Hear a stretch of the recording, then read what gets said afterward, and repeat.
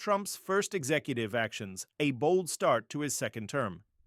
As Donald Trump assumes the office of the 47th President of the United States for a second, non-consecutive term, his first actions in office are setting the stage for a highly charged and controversial period in American politics. On January 20th, 2025, Trump wasted no time in fulfilling campaign promises, immediately signing a series of executive orders aimed at reversing policies from his predecessor, Joe Biden.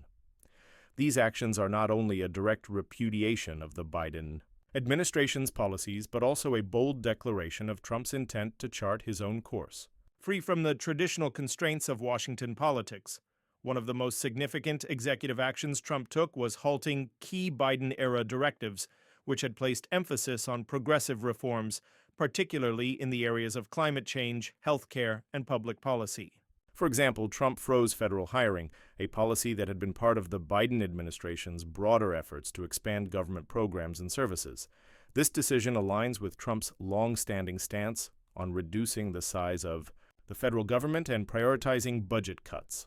Trump also directed federal agencies to reverse the push for remote work, insisting that federal employees return to in-person work.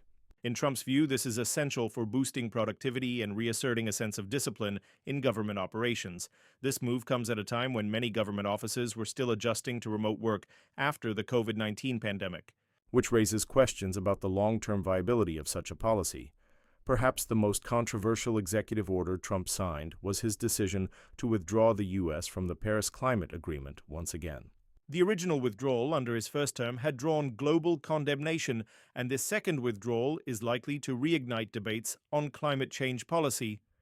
While the Paris Agreement has been seen by many as a crucial international pact to combat climate change, Trump argues that it unfairly burdens the U.S. economy, especially in terms of job creation and energy costs. This move could signal a return to Trump's energy-first policies, which prioritize the use of fossil fuels and the expansion of American energy independence.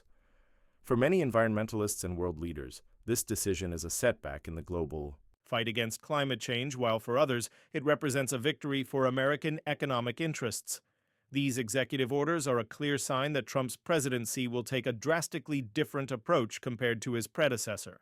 While the U.S. rejoining the Paris Climate Agreement under Biden was seen as a step toward global cooperation and environmental responsibility, Trump's actions suggest a return to a more isolationist stance.